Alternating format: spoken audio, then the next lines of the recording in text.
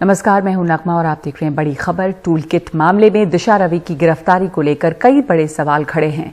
Delhi police का ये दावा है कि दिशा ने ही ग्रेटा थर्नबर्ग, जो कि क्लाइमेट एक्टिविस्ट हैं, उनसे संपर्क किया और उसे टूल किट दिया। पुलिस मामले में वकील निकिता जैकब और सामाजिक कार्यकर्ता शांतनु मलिक को भी तलाश की जा रही है। आरोप है कि इन सबने मिलकर 26 जनवरी को दिल्ली का माहौल खराब करने की कोशिश की थी। टूलकिट मामले में गिरफ्तार बेंगलुरु की जलवायु कार्यकर्ता 21 साल की दिशा रवि को दिल्ली पुलिस किसान आंदोलन में गड़बड़ी का साजिशकर्ता मानती है। उसे मुंबई की एक वकील निकिता जैकब और बीट के रहने वाले सोशल एक्टिविस्ट शांतनु मुलुक की भी तलाश है। दोनों के खिलाफ गैर जमानती वारंट जारी हो चुका है। निकिता और शांतनु टूलकिट के एडिटर हैं। निकिता जैकब और शांतनु के लिए क्योंकि वे नहीं मिल पा रहे हैं और NPW जो है वो इशू कराए गए हैं और बाकी इन्वेस्टिगेशन अभी प्रोग्रेस में है। दिल्ली पुलिस का कहना है कि वो 4 दिन पहले यहाँ पर आए थे। वहाँ पर निकिता जैकब से उन्होंने घर पे आए, उनसे मिले, उनके जो इलेक्ट्रॉनिक गैजेट्स है वो उन्होंने जब्त किया। पूछताछ नहीं कर पाए क्योंकि शाम हो गई थी, तो उन्होंने कहा कि वो दूसरे दिन आएंगे। लेकिन जब दूसरे दिन यहाँ पर दिल्ली पुलिस आई तब उनका कहना है कि निकिता जैकब घर पे नहीं मिली, उसके बाद से वो फरार थी। निकिता की वकील का कहना है कि कानूनी संरक्षण की गारंटी के बाद वो पेश होगी। निकिता ने हाई कोर्ट में अरेस्ट वारंट के खिलाफ अपील भी कर रखी है, जिस पर मंगलवार को सुनवाई है। केस रजिस्टर हुआ है दिल्ली में। निकिता मुंबई में रहती है। ऐसे में निकिता सही तरीके से अपना पक्ष नहीं रख सकती। दिल्ली जाने से पहले वो गिरफ्तार हो सकती है। इसीलिए हमने माननीय अदालत से इंटरिम प्रोटेक्शन मांगा है। शांतनु महाराष्ट्र के बीड का रहने वाला है। उसकी तलाश में दिल्ली पुलिस की एक टीम बीड में भी पूछताछ कर चुकी है। उसके खिलाफ भी गैर जमानती वारंट जारी करवाया है। शांतनु मुल्क की मां का कहना है कि उसका बेटा किसान आंदोलन का समर्थक है। उसे किसानों के प्रति बहुत सहानुभूति है, पर्यावरण के लिए चिंता करता है। पेड़ काटे जा रहे हैं, नदी रोक रहे हैं, इस पर बोलता रहता था। किसान आंदोलन को उसका समर्थन था। हम भी किसान आंदोलन का समर्थन करते हैं, इसमें क्या गलत है। उधर दिल्ली पुलिस का दावा है कि 26 जनवरी को टूलकिट के जरिए हिंसा फैलाने की बड़ी साजिश की गई। उसने बाकायदा एक टाइमलाइन और किरदारों की सूची बना डाली है। 6 दिसंबर को दिशा रवि ने एक व्हाट्सएप ग्रुप बनाया जिसमें शांतनु और निकिता समेत कई लोग जुड़े। 11 जनवरी को जूम पर एक मीटिंग हुई। इस मीटिंग में खालिस्तानी संगठन पोएटिक जस्टिस फाउंडेशन के प्रमुख M.O. धालीवाल भी शामिल थे। ये सभी कनाडा की एक महिला पुनीत के जरिए जुड़े। इस मीटिंग में ही टूलकिट बनाने के लिए कहा गया। ये टूलकिट कुछ लोगों को निजी तौर पर भेजी जानी थी। ग्रेटा को टूलकिट दिशा ने टेलीग्राम पर भेजा, लेकिन गलती से ये टूलकिट ग्रेटा ने अपने ट्विटर अकाउंट पर अपलोड कर दिया। दिशा की जो friend for Friday for future नामक पर्यावरण आंदोलन से जुड़ी है, उसने ही ग्रेटा थर्नबर्ग को टेलीग्राम पर यह टूलकिट भेजी है। शुरुआती जांच में यह भी बात पता चल रही है कि फोन का काफी डेटा डिलीट किया जा चुका है और दिशा के टेलीग्राम चैट से यह भी बात पता चलती है कि 3 फरवरी को ओनर्स राइट लेकर टूलकिट डॉक्यूमेंट से जुड़े अकाउंट और लिंक हटा दिए गए हैं। पुलिस मलेशिया के एक शख्स पीटर फ्रेडरिक का भी जिक्र कर रही है, जो तय कर रहा था कि डिजिटल स्टॉर्म में किसे हैशटैग करना है, किसे फॉलो करना है और कब क्या ट्वीट करवाना है। पीटर पर साल 2005 से सुरक्षा एजेंसियां नजर बनाए हुए हैं, लेकिन अभी तक पुलिस ने जो दावे किए हैं उन दावों के पक्ष में ठोस सबूत नहीं दिखे हैं। टूलकिट केस में पुलिस ने कई सवालों के जवाब दिए, लेकिन कई ऐसे सवाल भी हैं जिनके जवाब अब तक पुलिस नहीं दे पाई है। मसलन, क्या निकिता, शांतनु और दिशा को ये मालूम था कि M.O. धालीवाल खालिस्तानी संगठन से जुड़ा है? पीटर फ्रेडरिक इन लोगों के संपर्क में कैसे आया? मुंबई से अपने सहयोगी सुनील सिंह और दिल्ली से कैमरामैन शशिकांत के साथ मैं Mukesh Singh, NDTV India. Toolkit मामले में गिरफ्तार क्लाइमेट एक्टिविस्ट दिशा रवि की गिरफ्तारी का जमकर विरोध हो रहा है। बेंगलुरु में लोग सड़कों पर उतरे। लेखक और इतिहासकार रामचंद्र गुहा ने इस कार्रवाई को तानाशाही बताया है। निहाल किदवई और हिमांशु शेखर की ये रिपोर्ट।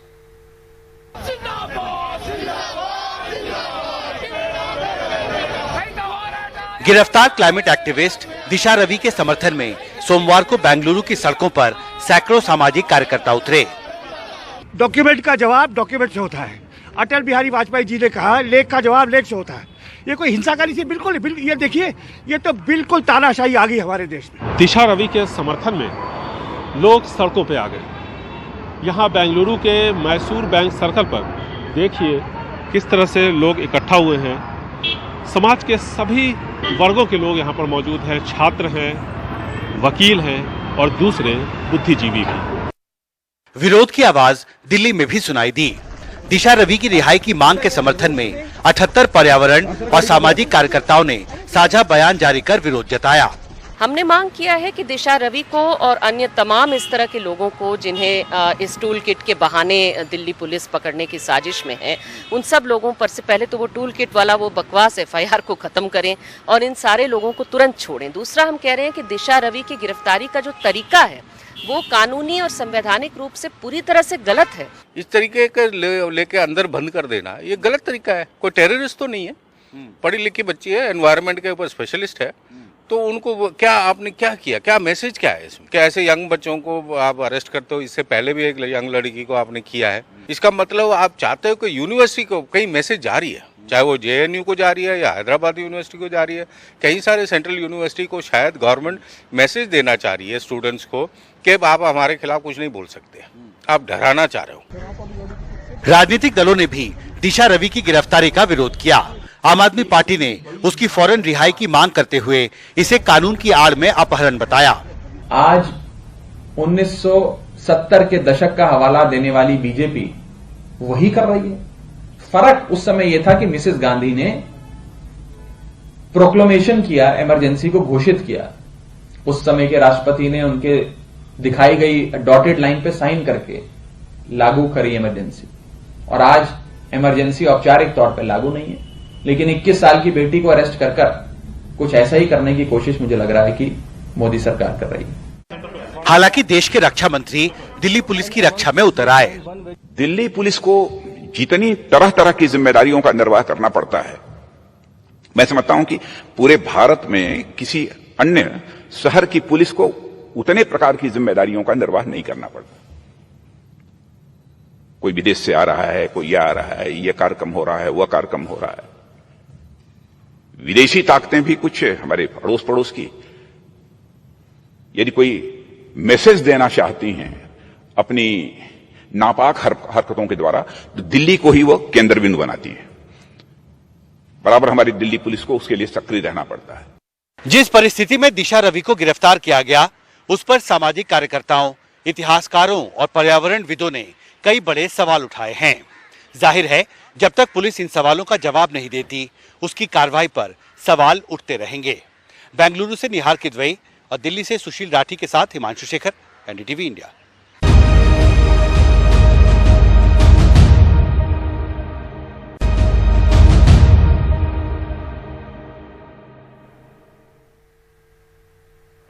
अलीगढ़ में एक किसान ने 1.5 लाख का बिजली बिल आने पर फांसी लगाकर खुदकुशी कर ली है। किसान के घर वालों का कहना है कि उसके घर में सिर्फ पंखा और बल्ब जलता है, लेकिन छापा मारने आए बिजली विभाग के लोगों ने उसे बताया कि उसका 1.5 लाख का बिल आया है।